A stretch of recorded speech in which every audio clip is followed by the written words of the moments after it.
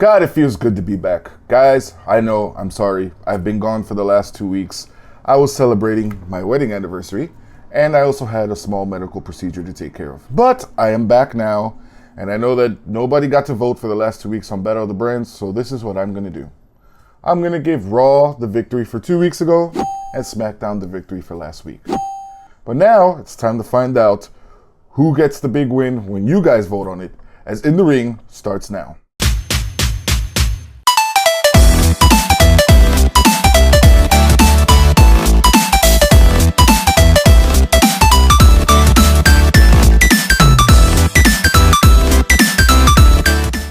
Welcome back to our In the Ring WWE Battle of the Brands review show, where you guys vote on which brand had the better show for the week.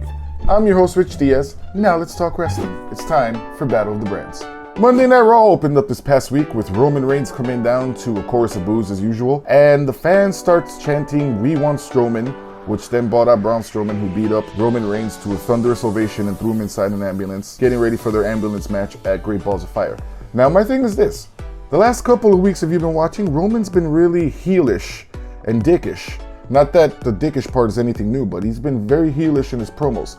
And the crowd is in love with Braun Strowman. Maybe it's just because he's beating up Roman Reigns.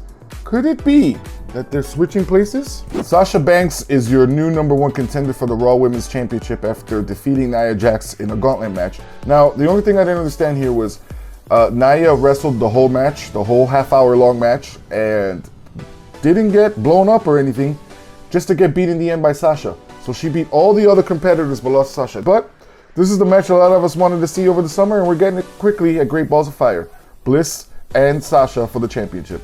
Samoa Joe puts Brock Lesnar on notice. Brock Lesnar came to Monday Night Raw to call him out, and he never even got the chance because Samoa Joe just hit him and started Coquina clutching him right away and wouldn't let go. And Brock kept ramming him into the screen that you saw the screen in the back even broke. And I like this because it's making it seem like a legitimate fight, even though that we all know what's going to happen at Great Balls of Fire. But Samoa Joe is being made to look like a badass here. Thank you, whoever's been taking over for WWE writing these last couple weeks. And I am actually intrigued to see this match. Now let's move on to SmackDown Live. Carmella wins back the Money in the Bank briefcase that she was stripped of last week on SmackDown. Now I get it, guys. You needed Daniel Bryan to come back with something important from his maternity leave or paternity leave, whatever you want to call it. James Ellsworth still got involved. This time Carmella, though, did climb and get the briefcase herself. This was all just a big waste of time. We all knew Becky Lynch and Charlotte did not need this win. Tamina and Natalya will never get anywhere near the SmackDown Women's Championship. But regardless, Carmella's got the contract, and it's going to be intriguing to see when it is, in fact, that she does cash it in on Naomi or whoever's the SmackDown Women's Champion. Did Naomi really pin Lana in their rematch for Money in the Bank? Yes, the women's title match on SmackDown was about a 2-minute squash. If you notice, when Naomi pins Lana after the split-legged moonsault, she has her left wedding ring hand underneath Lana's shoulder, basically keeping it off the mat. So she didn't really pin her. So now the question is, will WWE work this into an angle so that Lana gets a third match with Naomi, and then they'll say, maybe third time will be the charm, to then, later let the winner of the Money in the Bank cash in? Who knows? The Punjabi prison is making its illustrious return after about 10 years. Randy Orton demanded a match with Jinder Mahal. Shane McMahon says he'll get his match at Battleground on July the 23rd, but Jinder Mahal gets to pick the stipulation. Jinder comes out and says that the match that was created by his personal hero, or whatever he called him, the Great Khali, the Punjabi prison match, is the match they're going to have at Battleground.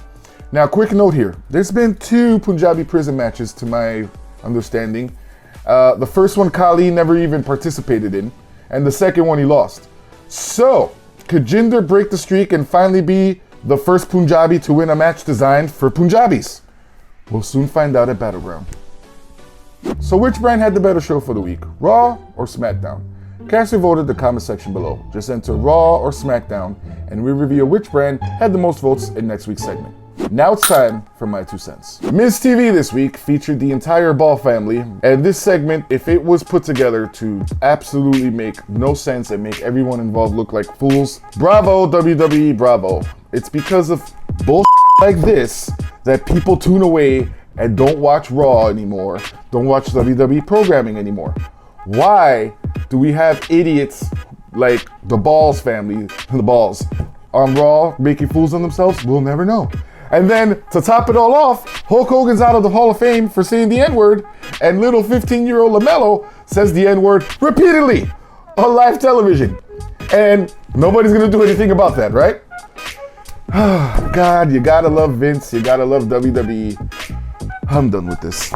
Be sure to check out our WWE Slam Crate unboxing titled Masters of the Mic. A link will be down in the description. Well guys, you can show your support for the show by heading over to clearboxpictures.com and purchasing one of our In the Ring t-shirts. We have many designs. Come check us out. Don't forget to hit that like and subscribe button now. I'm Rich Diaz and this has been In the Ring, and I will see you next week.